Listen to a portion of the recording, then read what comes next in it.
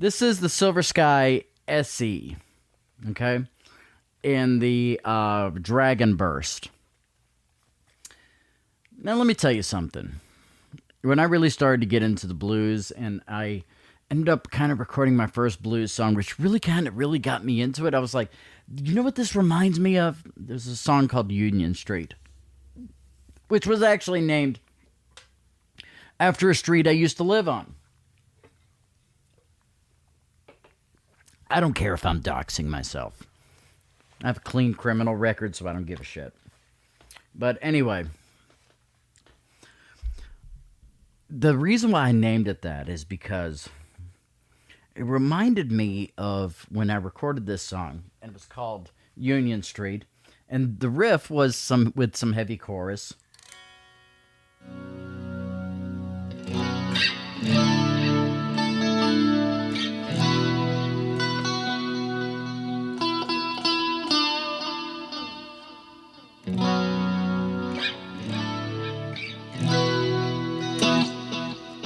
I was like, that's the sound of the 80s.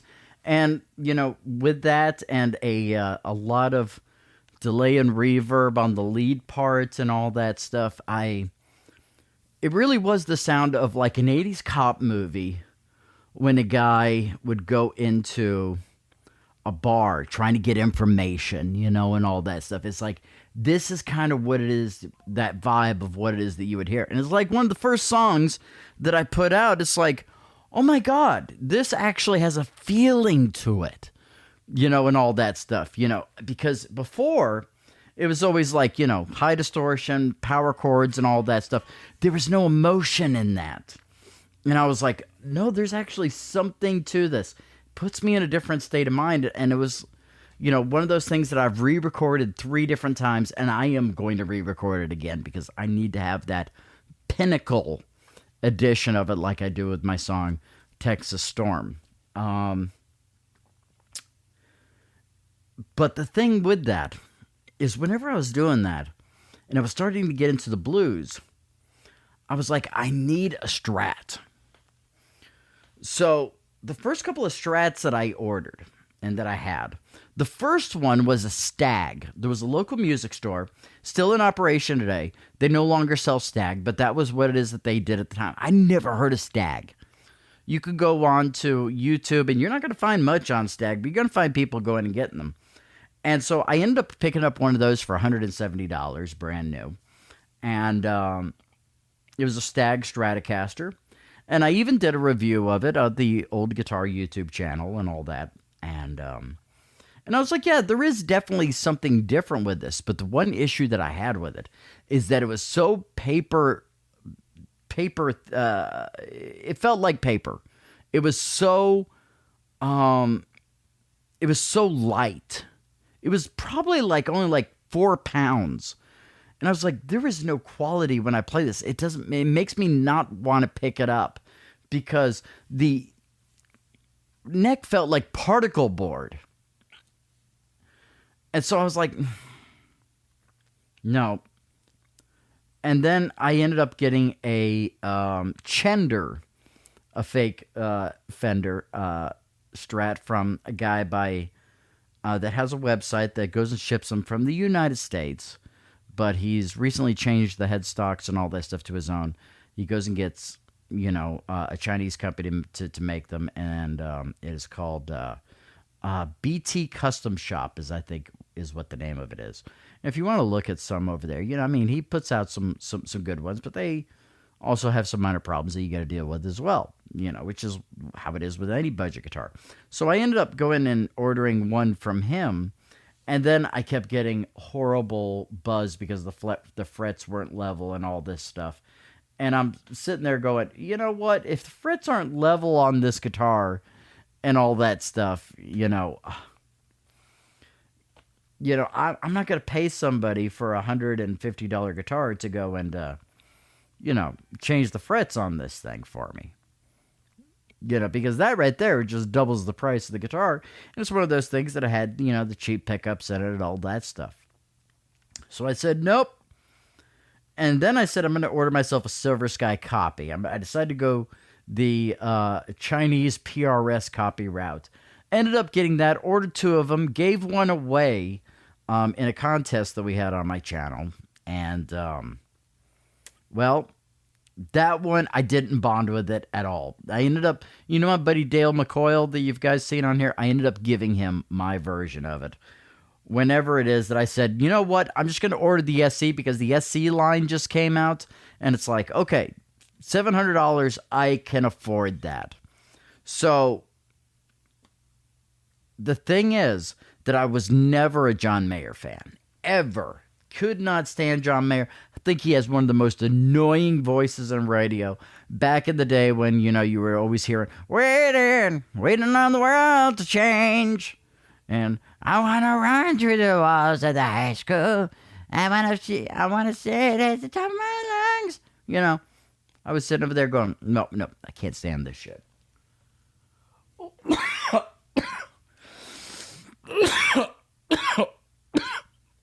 Not in my wheelhouse. Nope.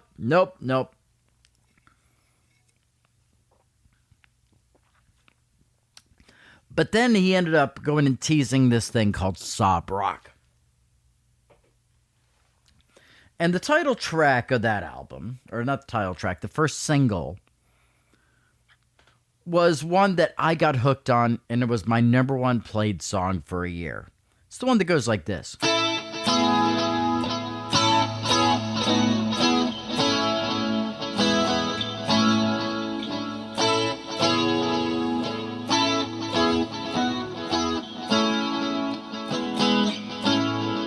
Last Train Home. Love that song. It reminds me a lot of Toto. It reminds me a little bit of Christopher Cross. All of that stuff. And I was like, that is an outstanding blues tone. Now this part that I was playing for you is the keyboard part.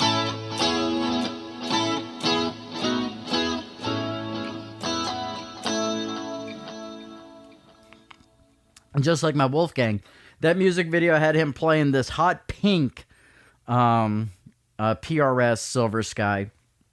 And everybody was freaking out about the pink.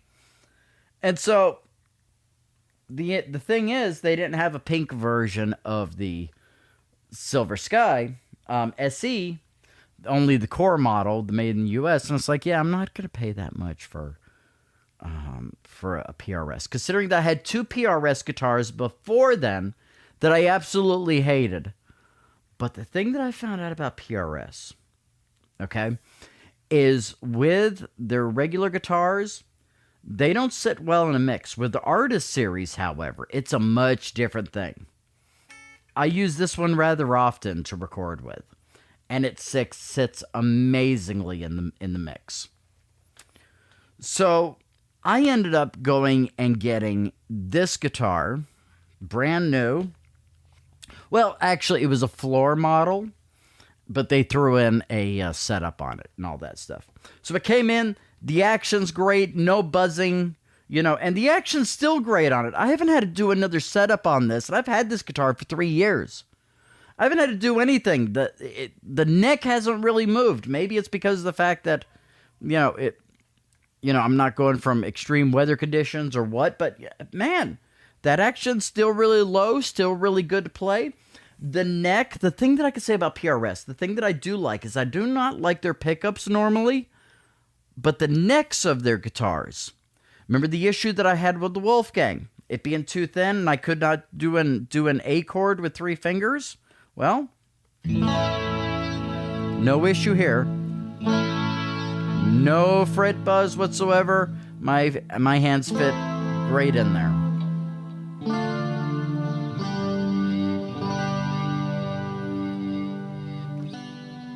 And I have not had any sort of issue with notes fretting out, fret buzz, any of that stuff. None of it. So this guitar right here was the first Stratocaster that I bought that I kept, that I didn't just give away to somebody. And I've been using this guitar a lot on recordings. And the thing that I can say about it is they say the pickups are kind of a modern to modern vintage. Okay? The vintage aspect, John Mayer's original Fender was kind of a modded version of the Stevie Ray Vaughan. The thing that he wanted was a little bit more mid-range, wanted a little bit more punch, wanted the sound to be a little bit bigger. And the thing that I can say about these John Mayer pickups that are in the Silver Sky SE is that they do have a lot of mid-range. They do have a lot of body to them as well. But the thing that is great about this guitar is one of the things that you're seeing with companies like Fender, who created the Stratocaster, for instance, they ended up going and really kind of making guitars for the Instagram people, you know, to where everything is so horribly compressed and majorly compressed, noiseless pickups, all that stuff. I can't stand noiseless pickups because the especially on Strats, because with that Strat sound, you got to have that 60 cycle hum, and it's going to take away from something that makes the Stratocaster unique, which is that quacky sound that it has.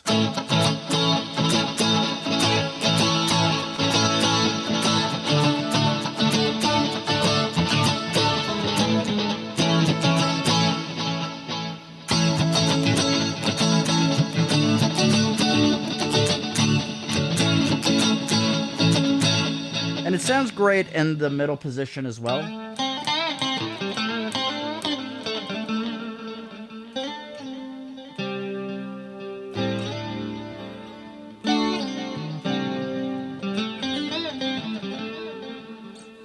You know, it's great there.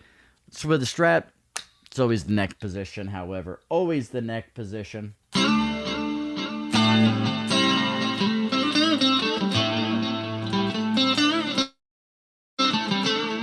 And it has some great articulation.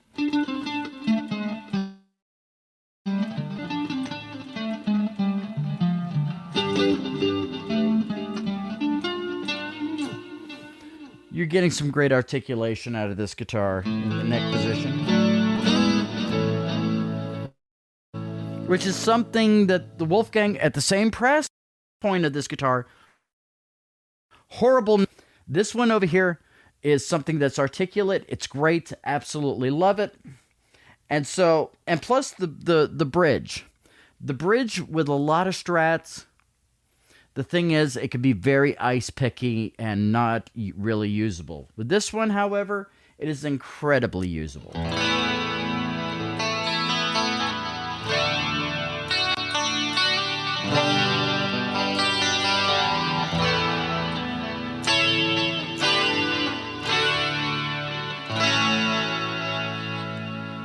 It is not incredibly ice picky at all. The thing is that what makes it vintage modern is that you do have the vintage, you can do the vintage things, especially in the neck pickup. And you get that Strat sound. My buddy Tony, whenever he reviewed this guitar, he said, this is the most Strat tone that I've gotten out of any other guitar. And the guy has like 15 Strats. And that's one of the things that I think really makes this guitar a cut above what Fender is putting out now. And I am not a fan of PRS in any way, shape, or form. But these guys make a better Strat than Fender does right now at a great price point. So with this one over here, I would actually say, and I'm not even a Strat player, okay? I'm more of a Les Paul guy. A Les Paul is the thing that always feels comfortable in my hands, you know, and I record a majority of my stuff using my Gibson or my vintage V100 or my my Epiphone Joe Bonamassa, which you guys are going to see reviews of those here very soon as well, okay? But whenever I go to a Strat, I have two different Strats. I always tend to go to this one majority of the time. The other one's good for something totally different. You're going to find out about that one later on as well, okay? But this one right here, great pickups in it, a variety of tone. It has the modern playability to it with the neck. It also has this nice little scoop over here. This thing is a very well put together Indonesian made guitar that is a cut above this one over here. Definitely a huge cut above the Van Halen model. big time.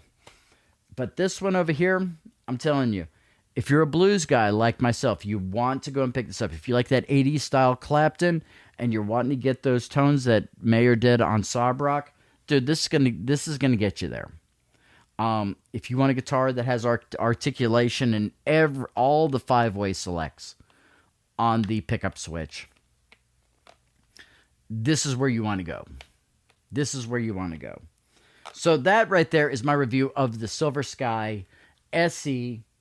If you are trying to level up from your Squire or something like that, consider two different things. Either the classic vibe Squire, because even though you may not like the name on the headstock, the classic vibes are incredible.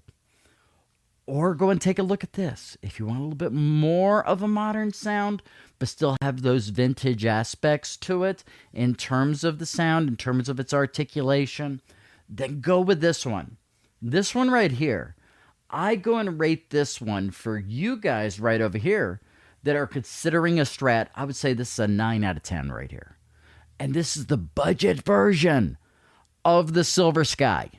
Okay, this is the Silver Sky SE that is made in Indonesia. You can get these for like $700, brand new. They may be around $8 now, I'm not sure. But, yeah, great guitar for the money. And when people say that for the money, it's like, okay, what am I missing out on? You're not really missing out on anything. I gotta be honest. Some people don't like the plastic key head tuners. It's never been an issue for me. It was something that felt a little bit weird at first. But, having this thing for 3 years, I'm sitting there saying, it's not a big deal. I kind of like the aesthetic with the tuning knobs that are different from Fender. They're a little bit more smooth. And then you got this almost Telecaster style thing over here with the bigger switch on it and all that stuff. You guys can see what I mean there on that. You see how it's, not the little pointy thing there. The trem, I don't use the trem that much on a Strat. In all honesty, whenever I need to use a trem, I use this piece of crap over here. But, it's there. It stays in tune incredibly well. I don't believe this is a bone nut on it. I don't think it's plastic. You might have to go and look at all of that stuff. But the pickups are great. Neck feels great. It does get dry every now and then, so make your point to go and oil up your fretboard and all that stuff rather often and all that stuff. And this right here over here is a professional grade instrument for $700-800. Can't go wrong with it. Silver Sky SE. For you guys, I would rank it a 9 out of 10. For me, I rank it about a 7.5. Why? Because of the fact that I'm just simply not a Strat player. That's just me. But whenever I do, I go to this one first. So, there we go. There's your review on the Silver Sky SE. Blue Rose is in the chat here. And Blue Rose is asking me, what's your favorite guitarist, Jib?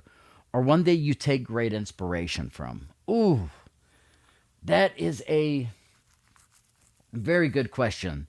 It really depends. It really depends. There's a lot I take a great inspiration from that I will never sound like.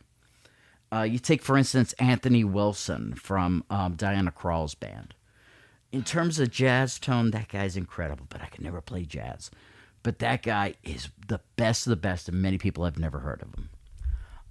Early on, as I stated in the first review, Eddie Van Halen was the number one for me when I first started out.